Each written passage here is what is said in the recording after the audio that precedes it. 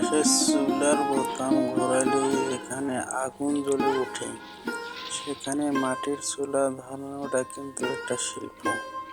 খড়কুটো আর কাঠের টুকরো দিয়ে এই আগুন জ্বালানোর লড়াইটা একটু কষ্টের হলেও এর মাঝে এক অন্যরকম আনন্দ লুকিয়ে আছে।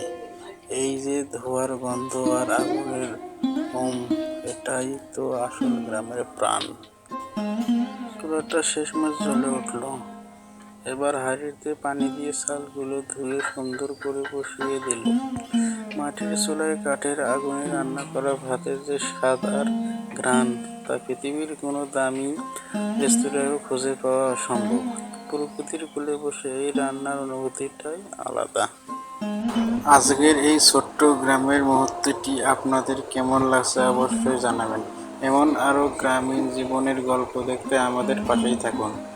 সবাই ভালো থাকবেন। ধন্যবাদ।